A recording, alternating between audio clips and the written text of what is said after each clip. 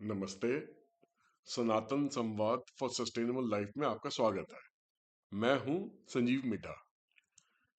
आने वाले कुछ दिनों में 2025 का साल शुरू शुरू हो जाएगा और 2025 के साल के बारे में आपने कई सारी वीडियोस देखी होंगी, कई सारी ज्योतिषियों को बोलते हुए देखा होगा, कई सारे एस्ट्रोलॉजिस्ट को बोलते हुए देखा होगा कि दुनिया के अंदर शायद बहुत सारी उथल पुथल होने वाली है। और बहुत सारे लोगों ने लोगों के दिमाग में भ्रम भी रखा। दुनिया में जो उथल पुथल होने वाली है उसके बाद जानकारी भी दी, पर किसी ने भी ये नहीं बताया कि अगर ये समय अगर आपको बिताना है, तो अगर सही तरीके से बिताना है तो उसका एक सही तरीका क्या रहेगा। तो इस वीडियो से मैं आपको अभी यही जानकारी देने की कोशिश करूंगा कि ठीक है, दुनिया में उथल-पुथल जो होगी सो होगी। उसकी उसकी थोड़ी बहुत जानकारी भी मैं अभी यहाँ से शेयर करूंगा कि क्या कुछ होने जा रहा है। और उसके आखिर में आपके साथ मैं एक जानकारी और भी शेयर करूंगा कि आपको ये समय निकालना कैसे है। अगर सही सही तरीके से ये समय निकालना है तो कैसे किस तरीके से निकाला जाए। तो अब सबसे पहले तो मैं थोड़ी सी चर्चा की इस बारे में करेंगे कि दुनिया में कौन किस किस प्रकार की उथल-पुथल होने की उम्मीद है 2025 के अंदर। मैं क्योंकि एक ट्रेन्ड वैदिक न्यूमरोलॉजिस्ट हूँ, इसलिए मैं आपके सामने सिर्फ बातें ला रहा हूँ जो मेरे हिसाब से 2025 में होती हुई मुझे नजर आ रही हैं। तो उसी के बारे में मैं आपके साथ उल्लेख करूंगा, यहाँ पे डिटेल शेयर करूंगा। देखिए, 2025 में लगभग शुरुआत के 2025 के शुरुआत के पीरियड में कुछ ना बहुत बड़ा सिग्निफिकेंट ग्लोबल पॉलिटिक्स के अंदर ट्रांसफॉर्मेशन होगा। एनवायरनमेंट और सोसाइटी के अंदर भी काफी सारे ट्रांसफॉर्मेशन होंगे। तो ये एक ना दुनिया के लिए एक टर्निंग पॉइंट सा रहेगा। जैसे 2025 की शुरुआत में हम देख रहे हैं कि जैसे ही डोनाल्ड ट्रंप जनवरी 2020 को अपनी प्रेसिडेंट बनने की शपथ लेंगे, तो उसके उसके साथ में कई सारे बदलाव और लेके आएंगे जिसके जिसके अंदर दुनिया के अंदर काफी उथल पुथल होने की उम्मीद है। इकोनॉमिक चैलेंजेस दुनिया के बढ़ जाएंगे और जो दुनिया में जो कई सारे कॉन्फ्लिक्ट चल रहे हैं कई कई कंट्रीज में, उसमें भी कुछ मेजर डिसीजंस, मेजर फैसले होते हुए नजर आ रहे हैं। तो 2000 का जो पीरियड 2025 का जो पीरियड है, ये बड़ा ही चैलेंजिंग पीरियड आने वाला है आप लोगों के सामने, जिसमें कई सारी लीडरशिप ट्रांजिशन होगी। लीडरशिप ट्रांजिशन से मतलब है कि जैसे कई सारे लीडर्स वर्ल्ड लेवल पे आपको बदलते हुए नजर आएंगे, जिसमें सबसे प्रमुख तो डोनाल्ड ट्रंप ही है जो कि 2025 को वहां के नए प्रेसिडेंट बनेंगे। 20 जनवरी 2025 को नए प्रेसिडेंट बनेंगे यूनाइटेड स्टेट्स के। उसके अलावा 2025 में कनाडा में भी इलेक्शन है। मुझे वहां की लीडरशिप भी चेंज होती हुई नजर आ रही है, जिसमें जस्टिन ट्रूडो अब आने वाले दिनों में अब की वो इलेक्शन के बाद में वो वहां के प्राइम मिनिस्टर नहीं बने रहेंगे। और उसके बाद में मेरे को चाइना के अंदर भी लीडरशिप ट्रांजिशन होता हुआ नजर आ रहा है। मुझे 2025 के आधे आधे पीरियड के बाद, मतलब मिड 2025 के बाद में मुझे कहीं ना कहीं पे कुछ शी जिनपिंग कंटिन्यू होते नजर नहीं आ रहे चाइना एज ए चाइना के प्रेसिडेंट। तो कोई ना कोई नई लीडरशिप वहां पे भी आने की उम्मीद है। सेम चीज मुझे मुझे बांग्लादेश में भी लीडरशिप चेंज होती नजर आ रही है। सीरिया में भी लीडरशिप चेंज होती नजर आ रही है। ईरान के अंदर भी शायद हो सकता है लीडरशिप चेंज हो जाए। अगर ईरान, इसराइल और यूएसए के बीच में अगर कॉन्फ्लिक्ट बढ़ता है तो उसके बीच में लीडरशिप चेंज होती मेरे को नजर आ रही है। सीरिया में तो लीडर जो वहाँ के हैं, वो ऑलरेडी जाके रशिया में असाइलम ले चुके हैं, तो वहां तो लीडरशिप चेंज होगी होगी। पाकिस्तान में भी मुझे लीडरशिप चेंज होती नजर आ रही है। तो ये कई सारे देश हैं जिनके लीडरशिप इमीडिएटली मुझे नजर आ रही है कि यहाँ पे लीडरशिप चेंजेस होंगी। और हो सकता है कि यूक्रेन में भी लीडरशिप चेंज हो जाए, अगर वहाँ की डोनाल्ड ट्रंप के आने के बाद वहाँ पे जो वॉर है उस पे अगर पूर्ण विराम लग जाए, वो रुक जाए, जो कि उम्मीद होने की उम्मीद नहीं है। बट फिर भी मुझे कहीं ना कहीं पे प्रेसिडेंट जेलेंस्की शायद अपना पद छोड़ते नजर आ रहे हैं, या उनकी जगह पे कोई और लीडर वो उनकी जगह लेता हुआ नजर आ रहा है। ऐसा कुछ होने की उम्मीद है वहां पे। वो अब आने वाला समय बताएगा कि मैंने जो जितनी प्रेडिक्शंस अभी करी हैं उसमें से कितनी प्रेडिक्शंस सही निकलती हैं। तो इसके अलावा ग्लोबल पॉलिटिक्स में कई सारे शिफ्ट्स आने, चेंजेस आने हैं। और डोनाल्ड ट्रंप की जो लीडरशिप है, ये बहुत सारी चेंजेस लेके आएगी वर्ल्ड वर्ल्ड में, डिप्लोमेसी के अंदर, वर्ल्ड बिजनेस बिजनेस के अंदर। और डोनाल्ड ट्रंप को ना केवल अपने देश के अंदर से बहुत सारे चैलेंजेस फेस करने को मिलेंगे, मगर इंटरनेशनल फ्रंट पे भी उसको बहुत सारे चैलेंजेस को फेस करना पड़ेगा और वो बेखूबी तरीके से उसको फेस करने की पूरी कोशिश करेंगे। और रशिया यूक्रेन का जो कॉन्फ्लिक्ट है, मुझे कहीं पे भी वो बहुत ज्यादा ठंडा होता हुआ नजर नहीं आ रहा कि जैसे पहले बोला गया था कि जैसे ही डोनाल्ड ट्रंप आएंगे तो वो शायद उस कॉन्फ्लिक्ट को रुकवाने में कामयाब हो जाए।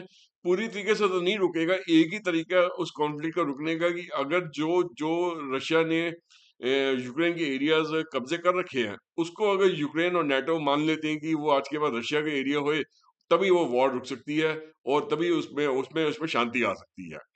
साउथ चाइना सी के अंदर भी मुझे कॉन्फ्लिक्ट जोन क्रिएट होता नजर आ रहा है, जहाँ पे मुझे चाइना और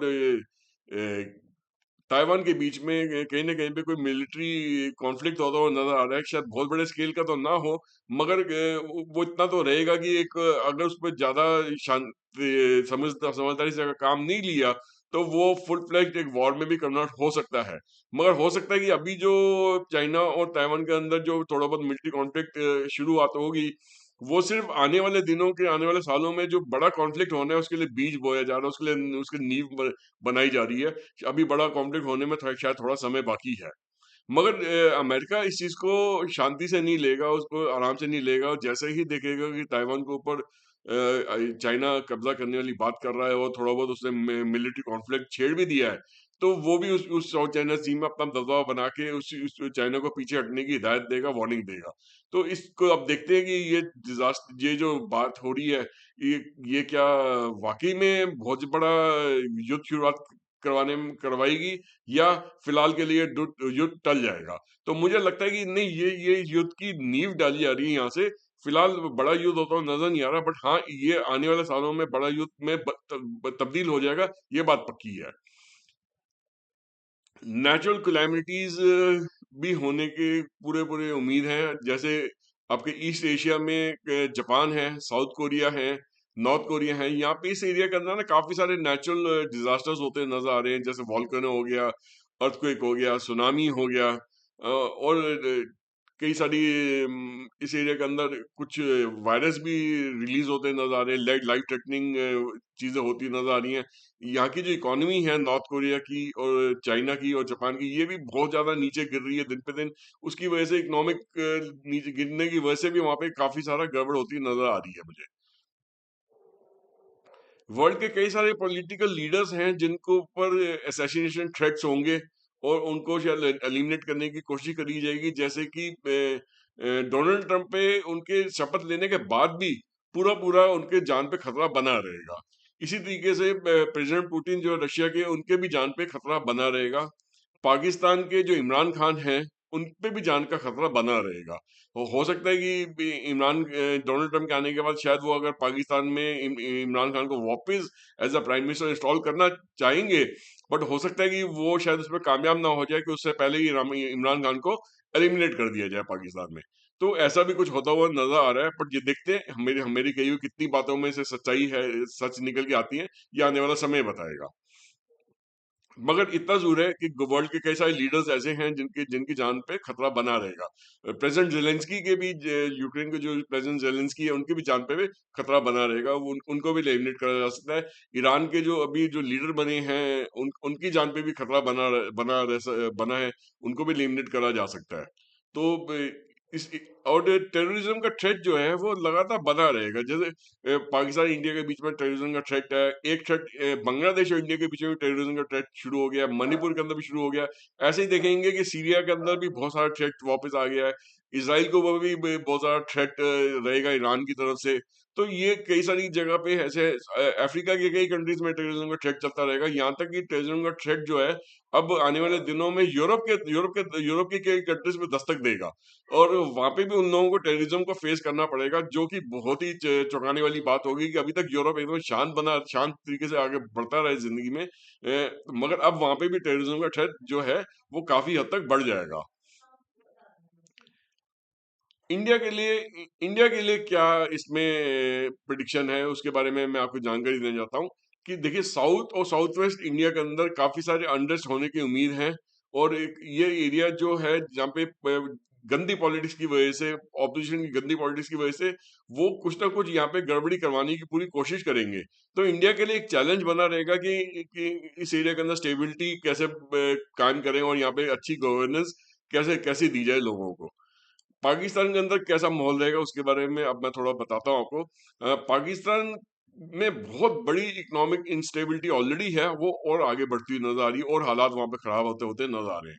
और लीडरशिप के अंदर बहुत ज्यादा स्ट्रगल रहेगा। करंट जो आर्मी है वो करंट जो लीडरशिप से खुश नहीं है, और उसको वो चाह रही है कि वो कहीं ना कहीं दुनिया से कहीं ना कहीं जाके पैसा मांग कर लाए, पाकिस्तान की इकोनॉमी में पैसा पंप न हो। मगर वो आज की जो लीडरशिप है उसको कोई भी घास डालने को दुनिया में कोई तैयार नहीं है। पाकिस्तान के जो कर्जे हैं वो और बढ़ते चले जाएंगे, और उनका जो रिलेशनशिप इंडिया के साथ है वो पहले से भी ज्यादा खराब होता नजर आएगा टेररिज्म की वजह से। कि पाकिस्तान से जो इंडिया के अंदर टेररिज्म जो फैलेगा, चाहे वो पाकिस्तान के बॉर्डर से फैले या बांग्लादेश के बॉर्डर से फैले पाकिस्तानी जिहादियों की मदद से, उसकी वजह से इंडिया और पाकिस्तान के रिलेशन और खराब होने की उम्मीद है। चाइना के अंदर क्या हालात रहेंगे, आप उसके बारे में थोड़ा आपको रोशनी डालता हूँ। चाइना की इकोनॉमी जो है वो बहुत ज्यादा सिग्निफिकेंट स्लो डाउन हो जाएगी, बहुत ज्यादा गिरावट आएगी चाइना की इकोनॉमी में। और ग्लोबल ट्रेड के अंदर उनके साथ कई सारे कंट्रीज के साथ डिस्प्यूट शुरू हो जाएंगे, स्पेशली अमेरिका के साथ में। उनकी जो इंटरनल पॉलिसी शिफ्ट होगी, काफी सारी पॉलिसी पॉलिसी में शिफ्ट लाने की कोशिश करेंगे। उनकी इंटरनल जो मिलिट्री प्रेजेंस सिक्योरिटी है उसके अंदर भी वो काफी सारा पैसा फूकने की कोशिश करेंगे, क्योंकि अंदर के अंदर बगावत की बू आती हुई नजर आ रही है। लोग वहाँ की जो गवर्नमेंट है उसके अंगेंस्ट खड़े होते नजर आ रहे हैं मुझे 2025 में, कम से कम फर्स्ट हाफ में तो नहीं, सेकंड हाफ में तो ये चीज काफी ज्यादा मुझे होती नजर आ रही है। और इसी की वजह से कि वो लोगों का ध्यान भटकाने के लिए हो सकते हैं वो साउथ चाइना सी में अपना दबदबा बनाए और ताइवान के ऊपर भी थोड़ा बहुत मिलिट्री एक्शन लेने की कोशिश करेंगे, ताकि लोगों का दबाव ध्यान भटका जाए। मगर इतना सारा जो कॉन्फ्लिक्ट जो दुनिया भर में होगा, उसका असर वर्ल्ड इकोनॉमी में तो पड़ेगा, और वर्ल्ड इकोनॉमी पे उसका बिजनेस का असर पड़ेगा, तो उसका उसका हर देश में कुछ ना कुछ असर पड़ेगा। इंडिया भी उससे अछूता नहीं रहेगा। इंडिया के पास भी अब तक बहुत सारे चैलेंजेस रहेंगे, जो कि इंटरनल एक्सटर्नल दोनों रहेंगे।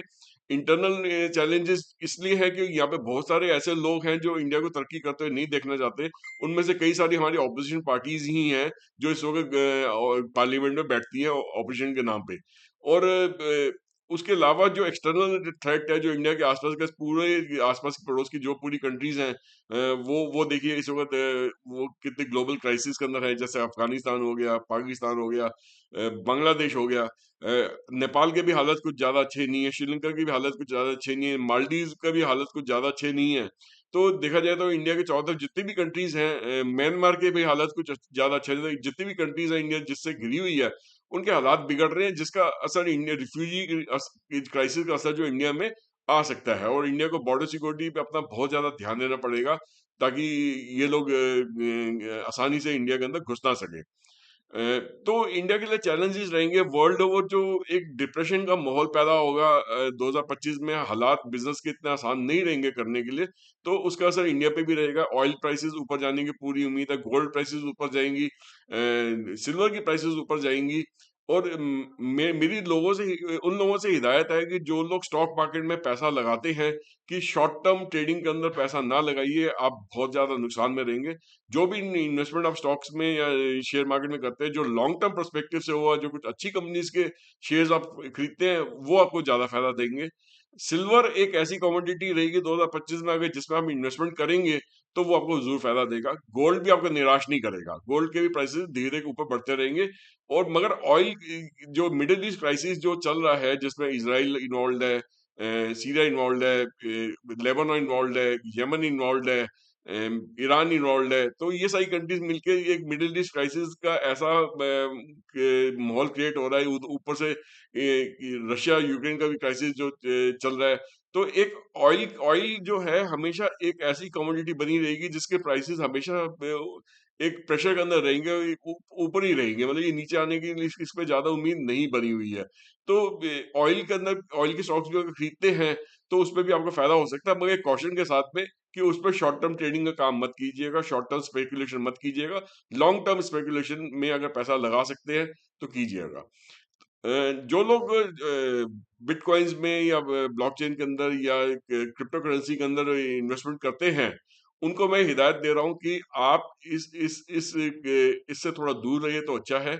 क्योंकि इस वक्त जो लोग क्रिप्टो करेंसी में पैसा लगा रहे हैं, उनको लग रहा है बहुत मजे आ रहे हैं कि उनके प्राइस दिन पे दिन बढ़ते चले आ रहे हैं। ये प्राइस आने वाले साल में जनवरी फरवरी मार्च में ऐसे क्रैश करेंगे कि आप अपनी इन्वेस्टमेंट रिकवर नहीं कर पाएंगे। तो मैं उनसे हिदायत दे रहा हूँ कि इससे अगर तो अभी थोड़े समय के लिए दूर रहिए। जैसे जैसे ये मार्केट मेच्योर होगी आने वाले सालों में, उसके बाद आप इन्वेस्टमेंट करिएगा तो थोड़ा ठीक रहेगा। अभी इस मार्केट बहुत वॉलेटाइल पोजीशन है, अभी इसमें बहुत सारे उतार चढ़ाव आने हैं। तो अब इस पूरे पीरियड में अपने आप को कैसे बना के रखना है, किस कैसा माहौल अपना बना के रखना है, वो बहुत इंपॉर्टेंट है।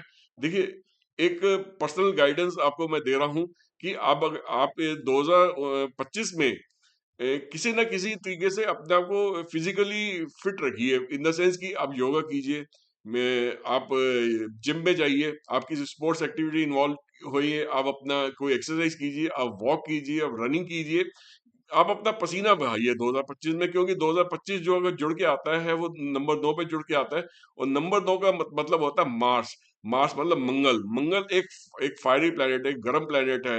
वो इसके अंदर एग्रेशन बहुत होता है, गुस्सा बहुत होता है, एक एक्शन ओरिएंटेड प्लेनेट है, और इसके अंदर गर्मी भी बहुत होती है। तो इसलिए मैं चाह रहा हूँ कि अगर आप इसकी एनर्जी को अगर ढंग से आप चैनलाइज नहीं करेंगे, तो आप परेशान हो जाएंगे। कि इसको चैनलाइज करने का एक ही तरीका है कि आप किसी न किसी फिजिकली एक्टिविटी में इन्वॉल्व रहिए, अपना पसीना बहाइए, ताकि वहां से आपकी एनर्जी चैनलाइज हो सके।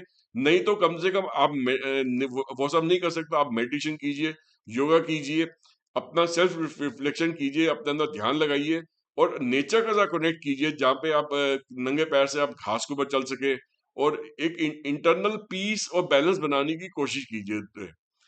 और न्यूमरोलॉजिकली की तरफ से जो आपको एक गाइडेंस देता हूं मैं, उसमें है कि आप फोकस कीजिए अपने जो भी कामकाज कर रहे हैं उसकी फाउंडेशन बनाने के लिए 2025 में। और अगर उसका फल आपको 2025 में नहीं भी मिल रहा, फिर भी आप लगे रहिए, मेहनत करते रहिए। क्योंकि मेहनत और जो फाउंडेशन आप 2025 में बनाएंगे, उसका उसका फायदा आपको आने वाले सालों में 2026-27 में आके आपको जरूर मिलेगा।